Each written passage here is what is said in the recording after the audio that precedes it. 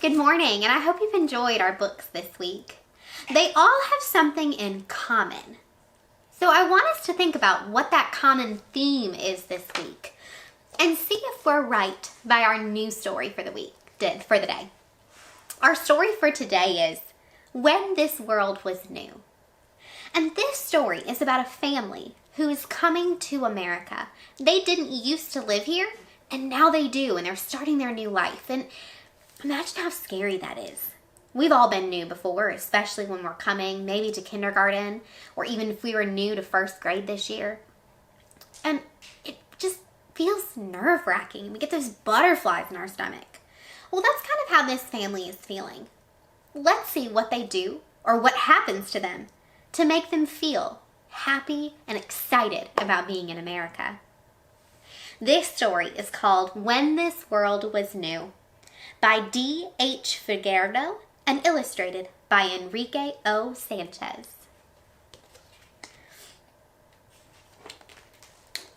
It was our first day in the country. My parents and I came in the night before from an island on an ocean that was warm and far away. We had to take 2 planes. Look at his face. Man, he sure is sad to leave there. The first plane flew low, clear waters. I looked out the window at the boats beneath us. I saw large stingrays swimming near the surface of the sea. Papa looked out the window with me. He seemed worried. Mama was quiet. So, how do you think they're feeling? This whole family. Yeah, they're just not feeling great. They're feeling sad about leaving where they came from. Maybe a little anxious about where they're going. We landed at a small airport near a beach, but we didn't stay there. We moved on to another plane. This was a jet. We flew high over the clouds and into the night. I was excited, but I was also scared. After a few hours in the air, we landed at the big airport. There were hundreds of people running from one end of the terminal to the other. They were carrying suitcases and packages and boxes. They didn't smile, and they didn't speak in Spanish. I took Mama's hand and held it tightly. How do you think he's feeling? Imagine coming to a new place, no one's smiling, and no one's speaking the language that you know and you understand. How scary would that be? Yeah. At the gate, Uncle Berto was waiting. When he saw me, he called out my name. Danlito, Danlito! He ran to greet us. He was happy.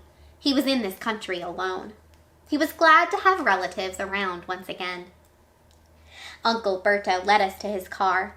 He drove along a highway that was as long as Comet's tail. Cars sped fast past us as meteors. The light shining through the windows of the tall buildings reminded me of the stars of a Caribbean night. So he's thinking and dreaming about how this new home reminds him of the home he just came from. Uncle Berto was talking about America. He liked it here, but said that winters were long and cold and that you could fall on ice and hurt yourself. He said that you have to speak English, but it was not easy to learn a new language, and that Los Americanos were kind, but there were a few who were not friendly toward foreigners. I was a foreigner. I didn't speak English, and I didn't know how to walk on ice. I was scared. Papa had worries too. He wanted to take Mama to a doctor. She had not been feeling well. She looked sad lately, and she worried a lot. He told Uncle Berto that in order to help Mama, he needed money. To make money, he needed a job. But how could he find a job in a new country? How could he buy Mama medicine? How could he buy food for us and clothes and rent an apartment? Mama nodded as Papa asked those questions. Uncle Berto nodded as well. He told Papa that everything would be fine, that it was just a matter of time. Uncle Berto left the highway to cross a bridge. He drove down a ramp and up a hill and down a road that went through a park. Then he slowed a bit and stopped in front of a house. It was a small house built of wood. It stood next to a clearing on the side of a small hill. We went inside. There was a living room and a kitchen and 2 bedrooms.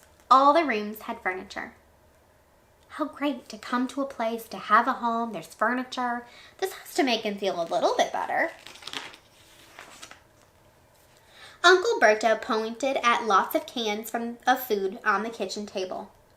Comida para una semana, he said. Food for a week. He pointed to a pile of winter clothes on a bed in one of the bedrooms. Ropa de invierno, he said. Winter clothes. He gave Papa the key. So it's all from Uncle Berto. He gave them an apartment, food, clothes. Wow, what kind of person do you think Uncle Berto is? Yeah, I would say that he's kind, he's generous, he's giving, he's thoughtful. Those are all great things. The next morning, Papa came into my bedroom. Danlito, he whispered. He wanted me to get up. It was still dark. The shade on the window was down. I sat on the edge of the bed. Papa had on clothes he'd never worn before. Boots, heavy pants, a coat, a scarf.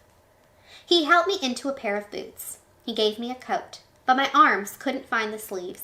I was not used to winter clothing. I was still scared. Everything was happening so fast. On my first day here, I had to go to a new school where no one knew Spanish. How could I tell the teacher I had to go to the bathroom? How would I learn my lessons?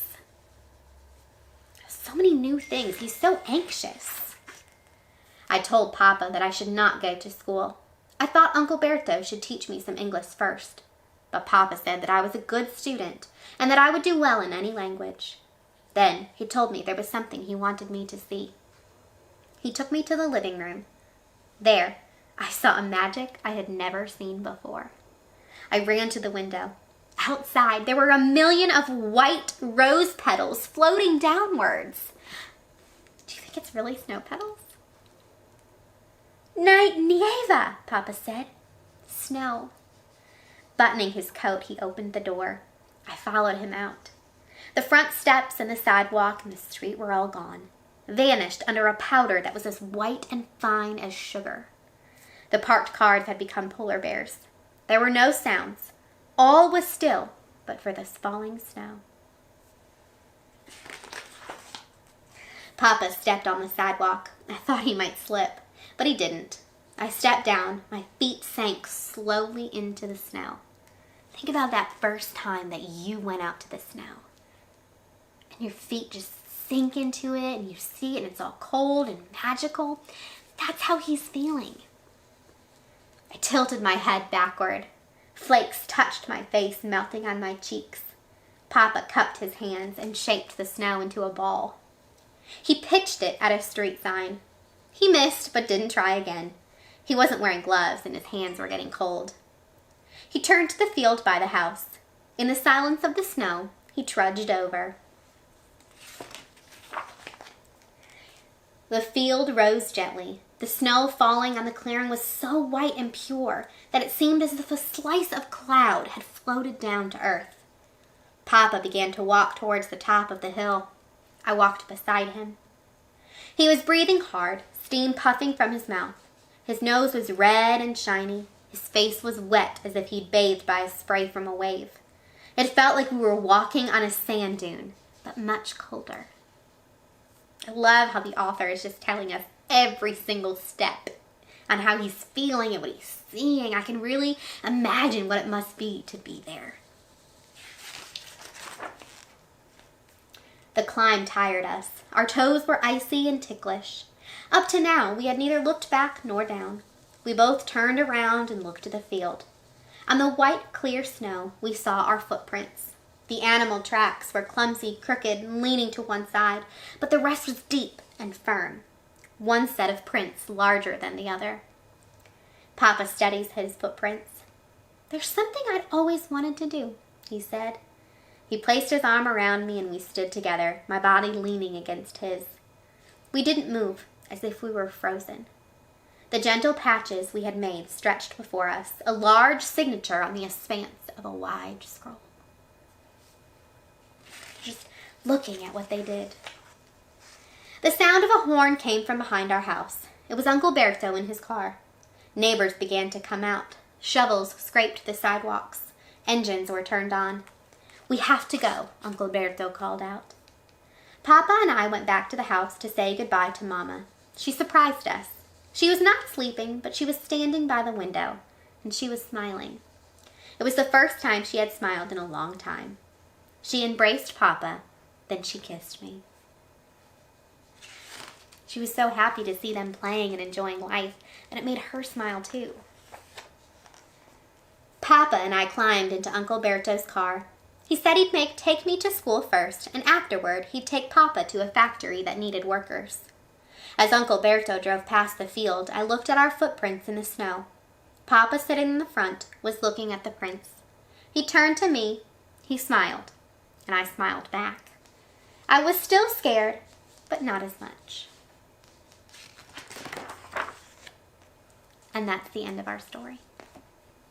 So in this story, he really started out feeling one way, but he ended the story feeling another. All of our books this week, our characters have changed, and there's been this journey that they've been on, sometimes in their imagination and sometimes in real life. Well, I want you to think about that. What do the stories this week have in common? Compare and contrast two books. So I want you to think about either two books that you've read on your own, or maybe two books that I've read to you this week. And I want you to create a Venn diagram. Remember, to create a Venn diagram, you make a circle and then another circle. One book, two book, and how they're the same goes in the middle. How they're different goes outside. I want you to think of at least two ways that they're different and two ways that they're the same. Once you've finished, I want you to go off and read for 20 or 30 minutes and share with me two more stories that you've compared and contrasted using a Venn diagram. I can't wait to see them. I'll see you next week.